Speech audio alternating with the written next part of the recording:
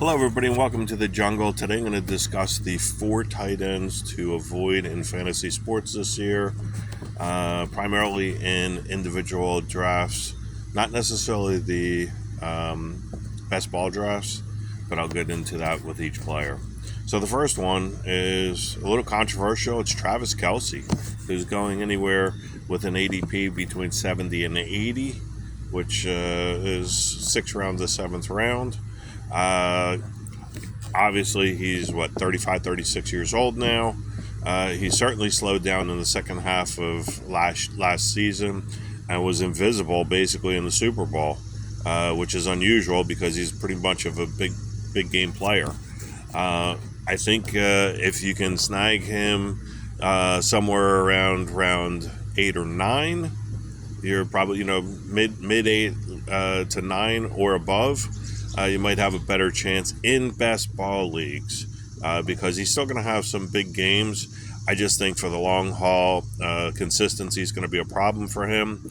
And I think you're going to see more Noah Gray into the mix this year than you have before. And Noah Gray in the backer role had 4 touchdowns last year. So I think you're going to get some positive weeks out of Kelce, but for the most part, the inconsistency because of age 36. He's not going to be playing as many snaps. I would stay away from Kelce unless you're talking about best ball leagues and you can get him ADP 90 or greater.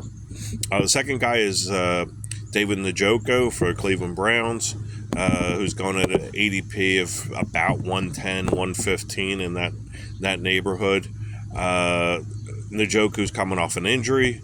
Very good player, but that injury situation and the Cleveland Browns quarterback situation, which is an absolute nightmare, might be the second worst behind New Orleans with David Carr retiring. Njoku, I think, is going to, he's going to have a tough time, getting some big weeks. Might not be a best ball play, but in traditional leagues, I would stay away from him.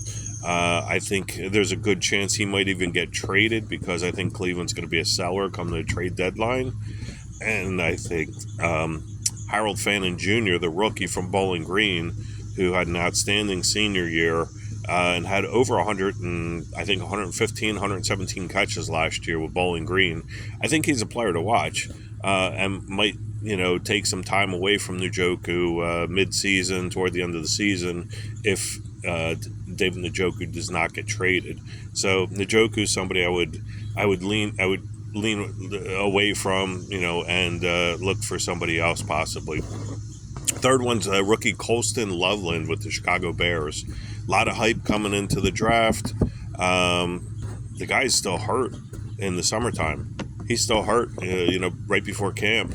And I think that's a big problem. I think that might be an issue going forward, and he may or may not be, be able to jump out of the gate with a starting role. It might take till October before he gets moving. He's in a Ben Johnson offense, so that is attractive, but I think he's going to get a slow start, and I think he's still going to be a solid player in 2026. So I would wait a year on Colston Loveland and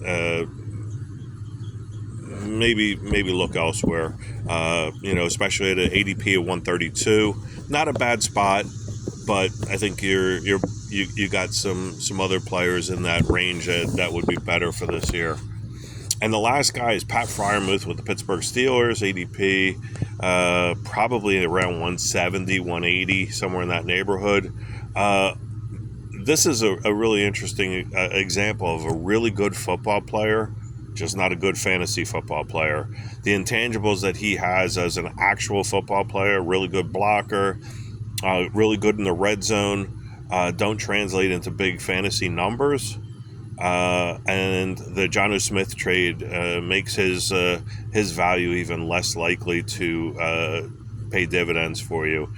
He's still going to get some red zone work, but I think he's gonna play on the line a lot more, and the Steelers will go 2 tight end. And Jonnu Smith, who's really good with the yards after the catch, better downfield threat. is going to take away a lot of passing snaps for Freiermuth. I would stay away. So those are the four that I have. It's Kelsey, Njoku, Colston Loveland, and Pat Freiermuth.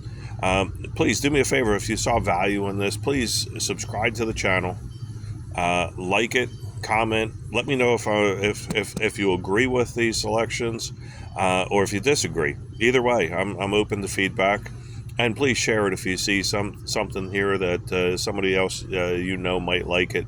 I'd appreciate it. So please, again, subscribe. It is free, and it helps me do more of these, because ultimately the bottom line is I want everybody to succeed and do the best they can in these fantasy drafts. Thanks again. Have a great day. Bye.